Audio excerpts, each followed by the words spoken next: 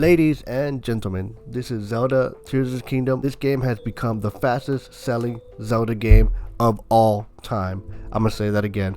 Of all time. This video is just going to be me talking about my first impressions and the way that people are using this game to be so creative and expand the Zelda community. It's just awesome. Everybody's finding different ways to be unique with the game. I've become so addicted to this game that I even got the Ori split pad so I can play portably. This is like the first game that I wanted to play portably in a very long time, but the Ori split pad allows me to play portably, and it's just a great experience, especially on the OLED where the colors pop. I'm going to try my very best not to spoil anything about the story in this video, but just to let you know right off the bat, it's a banger of a story. Right off the bat, they just hook you with an amazing scene, and it's just incredible. I can see why this game is going to be one of the best Zelda games of all time. But I wanted to talk about the initial music once you start the game. Man, this game looks so beautiful, and the soundtrack, it just makes you want to literally cry.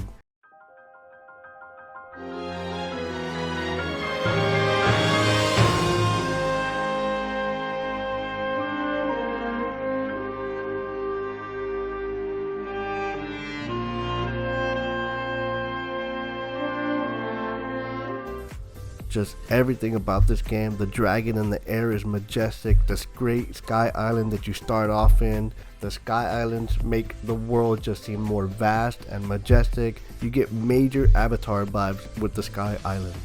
I will say though, at the beginning of the game, the contrast is a little too bright for my liking, but I can understand why, because you're on the sky islands and the trees are yellow and the sun is basically hitting directly closer to where you are. I turned me a little off, but I dealt with it. It's okay. But throughout the game, the contrast gets a lot better. It looks a lot cleaner, especially on the OLED Switch. I prefer to play on the OLED Switch than on the TV because the colors just pop. One thing I will say about the shrines, they do seem like they are thousands of years into the future with a portal-like entrance. I'm not too sure what that's about, but going into the future of Zelda, we could be seeing a new timeline, or maybe one that intertwines with the past timeline. We're not too sure about that yet.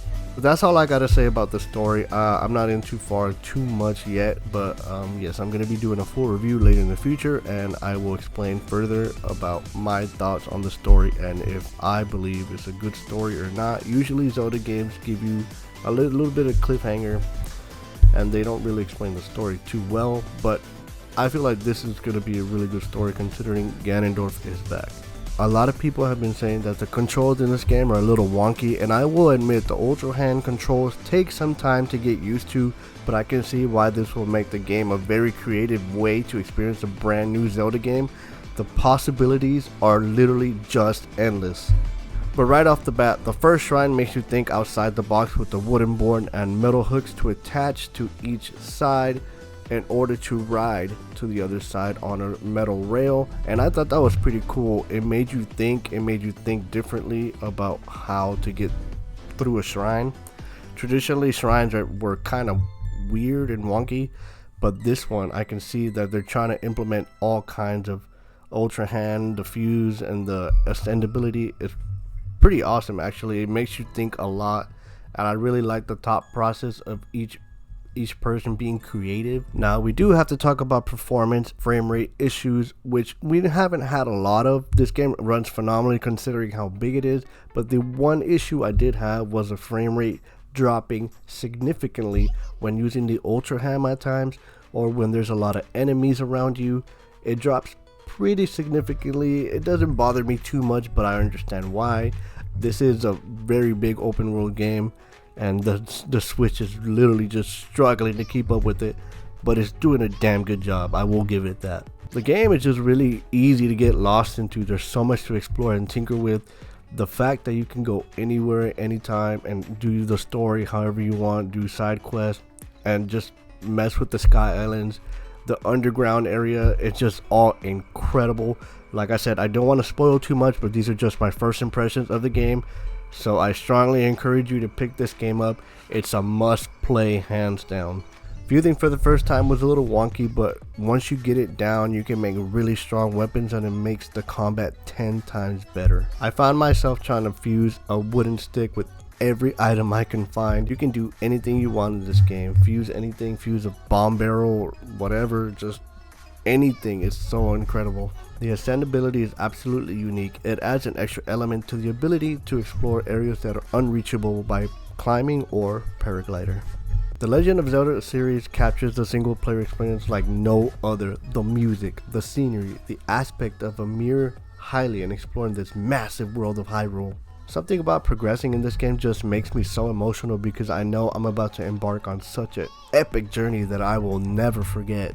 The emotional state I get into when exploring the vast world of the Sky Island, the music hits just right when I'm looking at a gorgeous view of the world.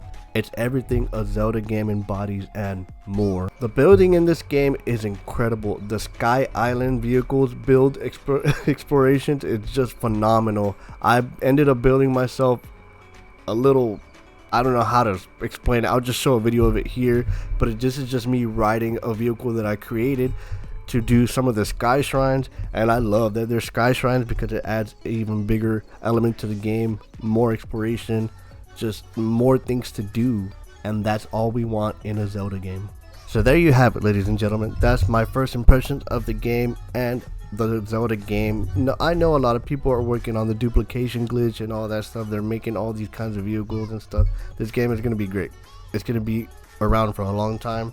If you haven't picked it up, please do so, or subscribe here. I might be doing another giveaway. I do have an extra copy still, so yeah, make sure to hit that subscribe button, like the video if you want to see some more Nintendo or Zelda content. Let me know down in the comments what kind of videos you would like to see. If you would like to see how-tos or things that theories or gameplay or whatever, comment down below, and yeah, we'll go from there. I appreciate all the support. I do a lot of giveaways. I like to give away back to the community, but yeah, that's it for the video, you guys. Thank you so much for watching, and I'll see you on the next one. Peace.